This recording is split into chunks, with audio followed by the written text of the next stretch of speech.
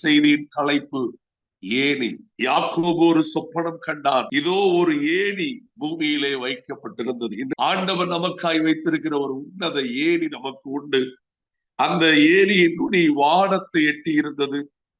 அதிலே தேவதூதர் ஏறுகிறவர்களும் இறங்குகிறவர்களுமாயிருந்தார்கள். ஒரு அற்புதமான வேத பகுதி. தனிமையாய் நான் இருக்கிறேனோ, இனி அவ்வளவுதானோ என் வாழ்க்கை என்று புலம்பிக் கொண்டிருந்த யாக்கோபு அந்த ஆமென் யாரும் இல்லாத அவாந்தர வெளியில வெறும் கல்லை எடுத்து தலையணையாய் வைத்துக் கொண்டு தன்னுடைய பிரயாண களைப்பினாலே அவன் தூங்கிவிட்டான். தூங்கிக் கொண்டிருக்கும் பொழுது கர்த்தர் அவனோடு கூட பேசினார்.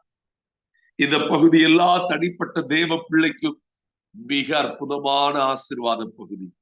எல்லா தேவ ஊழியர்களுக்கும் இது அடிக்கடி தேவனை சந்திக்க வைக்கிற ஒரு அற்புதமான பெனியேலின் அனுபவம். இந்த பெனியேலின் அனுபவத்துல ஏணியை கர்த்தர் வைத்திருக்கிறார். பொதுவாக யாக்கோபு என்று சொல்லும் போது நான் தேவ ஊழியனாய் அதை குறித்து பேச அதிகம் சந்தோஷப்படுவேன். நன்றாய் கவனியுங்கள். பெரும்பாலும் யாக்கோபு என்று சொன்ன பாத்திரத்துல எல்லாரும் சொல்லுகிறது அவன் எத்தன் என்று சொல்லுவார்கள். நான் ஒரு தனிப்பட்ட ஒரு விருப்பத்தை அறிக்கையாய் சொல்லுகிறது உண்டு. யாக்கோபு அல்ல எத்தன். எத்தன் அவனை சுற்றி இருந்தவர்கள்.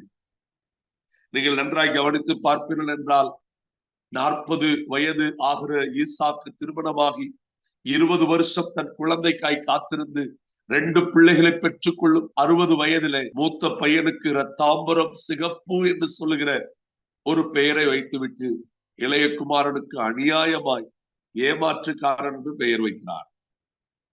60 வயதில் ஒருவன் தானாய் அப்படி பெயர் வைக்க கூடுமோ? சற்று யோசித்து பாருங்கள். அவன் வேதம் சொல்லுகிறது யாக்கோபு கூடாரவாசியும் குணசாலியுமாய் இருந்தானா. அவன் கூடாரவாசியும் குணசாலியுமாய் இருக்கும் தருணத்திலே அப்படிப்பட்ட பிள்ளைக்கு கூட பிறந்தவன் தாய் தகப்பனுக்கு மனநோவாய் இருந்தான் என்று வேதம் சொல்லுகிறது. அவனை ஆசீர்வதிக்க அவங்க அம்மா விரும்பாட்டால் அவங்க அப்பா துணிகரமாய் அவனை ஆசீர்வதிக்க துடித்தார். கர்த்தர் அதை தடுத்தார். அப்படித்தான் வேதம் சொல்லுகிறது. நீங்கள் யாக்கோபின் ஒவ்வொரு சூழ்நிலைகளை கவனித்து பார்ப்பதால் அவன் ஏசா பயிற்றங்களுக்காக அவனிடத்துல சேஷ்ட புத்திர பாகத்தை ஏமாற்றி விட்டான் என்று சிலர் சொல்லுவார்கள்.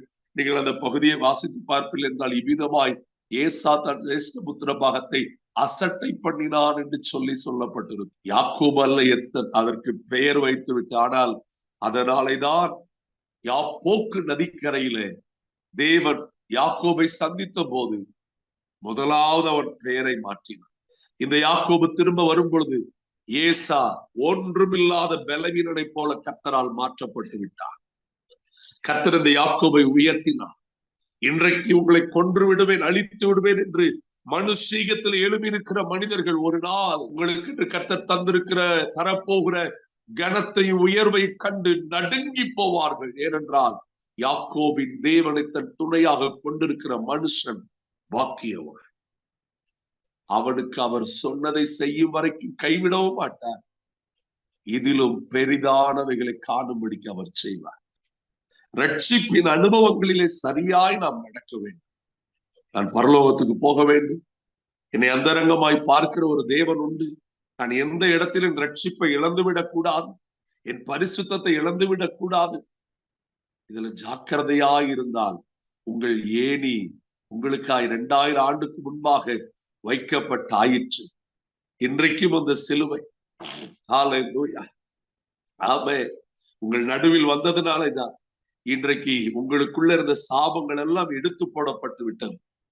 நீங்கள் சொல்லுங்கள், யாக்கோபை போல என்னை பழையவற்றை வைத்தே பேசிக் கொண்டிருக்கிற நபர்கள் இனி அதை ஒன்று செய்ய முடியாது. ஏனென்றால் எனக்குள் ஒருவர் வாழ்கிறார். அவர் என் பாவங்களை எல்லாம் மன்னித்து விட்டார். என் வியாதிகள் எல்லாம் குணமாக்கி விட்டார். என் பிராணனை அழிவுக்கு தப்புவித்து விட்டார். என் மேல் இனி சாபம் இல்லை.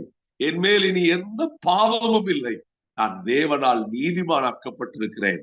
நான் கபடற்ற உத்தம இஸ்ரவேலன்.